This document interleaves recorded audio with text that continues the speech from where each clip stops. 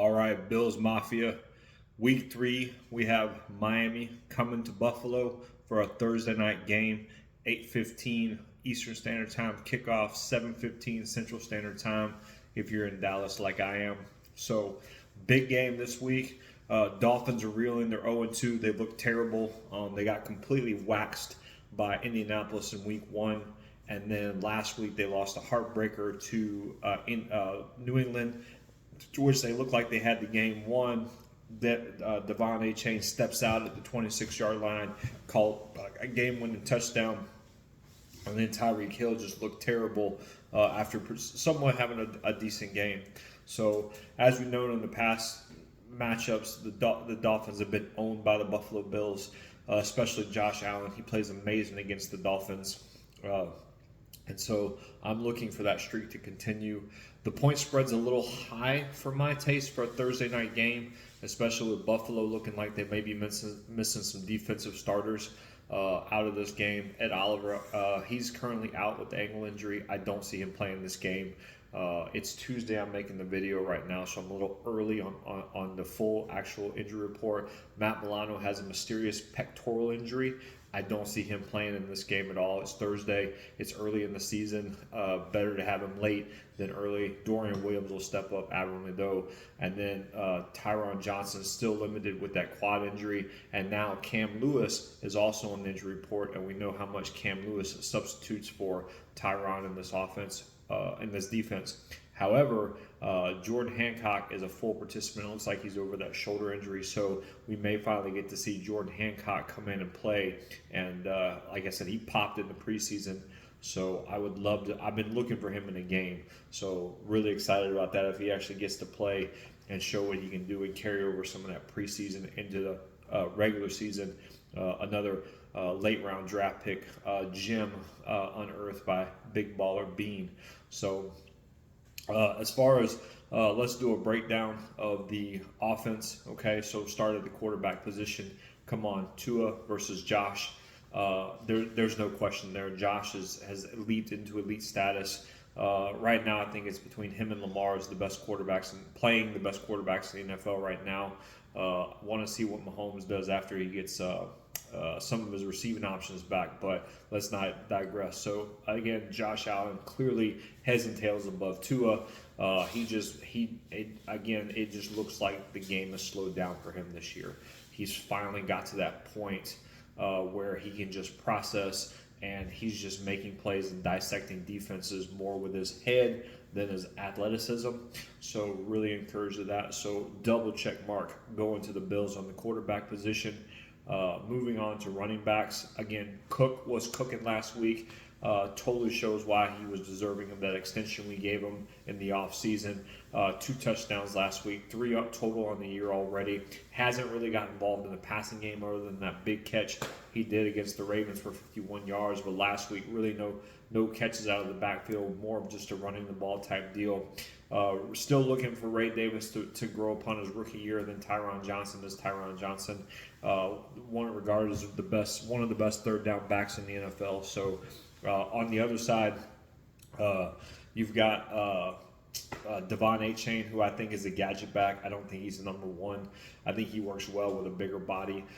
Definitely a threat in the passing game, and as long as you can slow him down before he pops, because he does have blazing speed in the running game. But as long as you can put bodies on him and get contact on him, I think he's an average back other than the speed he has. Jalen Wright, he's on the injury report right now. I think he has got a knee issue, but I see him playing. Currently limited, so not sure if he'll play or not, but I don't see why he isn't. And then I don't even know who their third back is in that offense. But again, I think Cook, Davis, Teron, really all you got is A-Shawn over there. So double check marks to the Bills. Offensive line, the Bills are doing phenomenal. We've brought back all 5 starters. This week they really showed, hey, they can play that ground and pound when they start running the ball and doing what they got to do. Haven't given up a whole lot of sacks this year. I think they still only given up 1, maybe 2, but they're doing a great job of protecting Josh. Again, I think they have a top 3 Some argue a top 5 offensive line in the NFL this year. So I think that continues as long as they stay healthy. So I'm going to give it to the good old boys from Buffalo. Double check mark on the offensive line. Wide receivers. This one gets a little tricky because Jalen Waddle and Tyreek Hill. I mean, Tyreek Hill is living on reputation, but he still is a dangerous receiver. And Jalen Waddle could supplant, but still hasn't shown that he can be that number one guy like Tyreek Hill is. So I think they clearly have. I would say Tyreek Hill is clearly the best receiver on the field right now, just based on what he's done and what he's capable of doing. The Bills don't have anybody with that kind of breakaway speed or who's done what he's done. However, I think Keon Coleman is starting to make a play and will, by the end of the season, be the best receiver when these teams play again later on.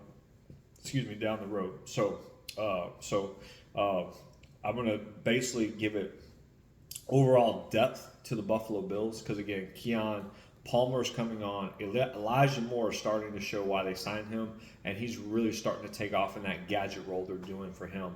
I like the touches they're getting him. And then Shakir hasn't done a whole lot this season, but we all know how dangerous he is. You know, last week he really wasn't needed. Had a couple catches against the Ravens for important catches. So, again, overall depth, I checked the Bills, but I do think the Dolphins do have probably the better receiver, 1-2 receiver in this game. So check mark for the Bills on receivers. Tight ends, going to go with the Bills. I love that three-headed monster they've got growing there with Kincaid, Knox, and Hawes, Jackson Hawes. I really, Kincaid I like to see get more involved, but again, last week was running the game, control the clock, protect your defense. I kind of see that happening this week too. So, but those 3 tight ends are really doing well. If Dawson Knox could just make the easy catches, I would heads and tails above that. So Miami, I couldn't even tell you who their tight ends are after they traded away Jonnu Smith. So not really worried about anybody on their side of the ball. Dalen Waller, but he's injured, hip injury. But come on, that dude's best years are 5 years ago. So double check mark for the Bills on that. So offensively, we got it at quarterback, we got it at running back. Little edge on wide receiver, got it on the offensive line, and got it on the tight end. So clearly our offense is better than whatever Miami brings out there this week. Defensive lines, I think the Bills are starting to prove. Joey Bosa has turned in an excellent 2 first weeks.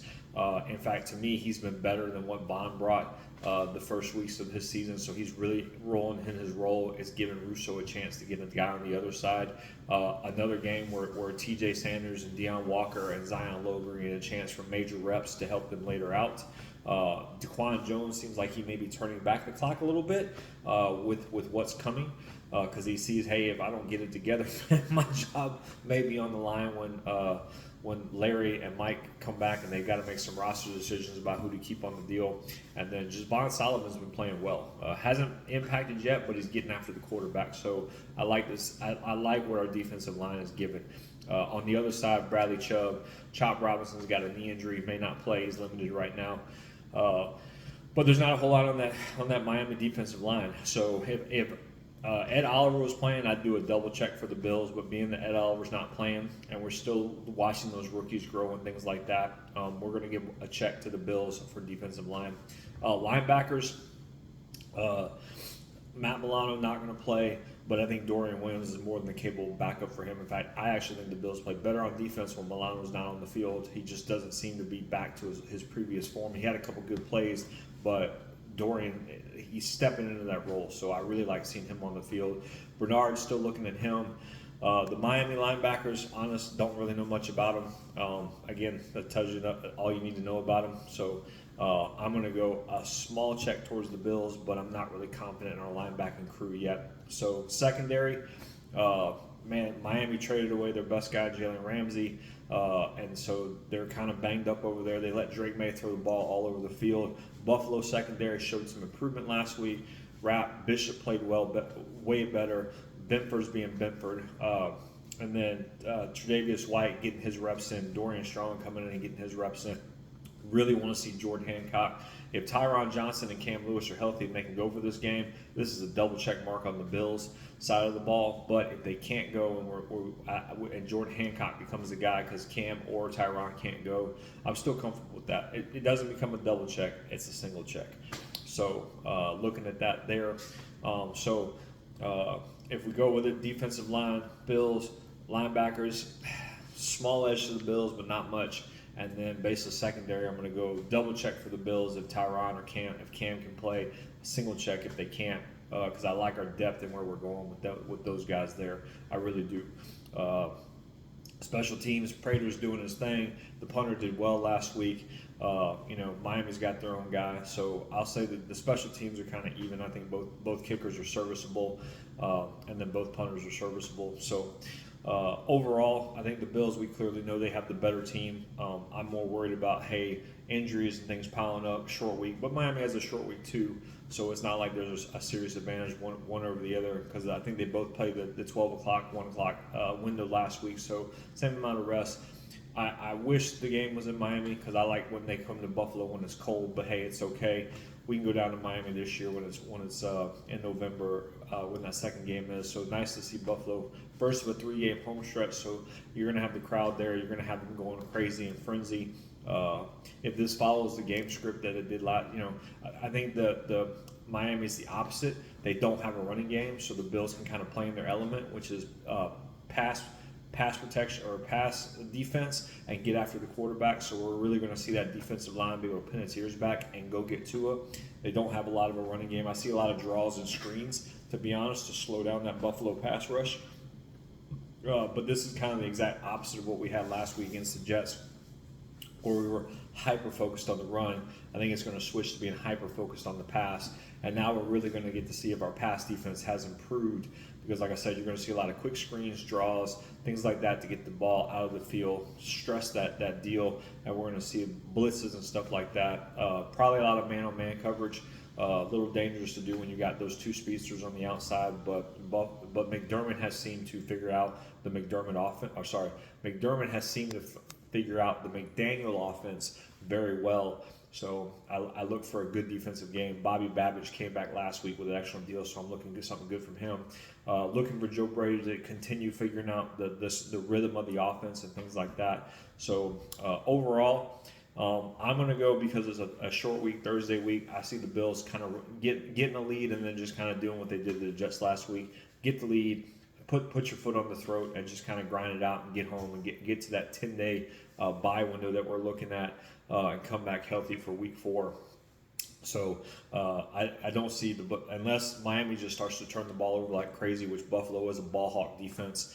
I don't see this getting anything crazy, but I do see what they did to the Jets last week. So I'm going to go again. I get scared when teams get 12.5 points. I mean, that just freaks me out. But I bet wrong last week on the Bills. They got 6.5 and they're blowing the Jets out. Based on gave up a garbage touchdown. So this week we're going to go 31-17 will be the score.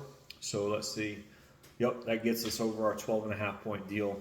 So yeah, 31-17. I see Miami getting some garbage time TDs. I see the Bills taking control of the game, and basically by the third quarter, start of the fourth quarter, that we're playing a lot of our backups, and Miami's going to try to get some garbage time points. They do have a quick strike offense, so they can't get points in a hurry, especially if you miss a tackle or two in the open field. So 31-17 is the final score. I see another win for Buffalo, so hopefully everybody gets their Victory Friday shirts out. Everybody can wear those and be happy about them. Sorry for the short videos this week, guys, but got some things going on, so don't have a whole lot of time to delve into it. But we'll do a recap video probably after the game, so it'll probably post Friday morning. Should be a good time. So anyways, guys, appreciate the support. Let me know your thoughts on the game. Let me know if you think we're going to blow them out. You think it's going to be a close game. Let me know what you think down below. And as always, go Bills.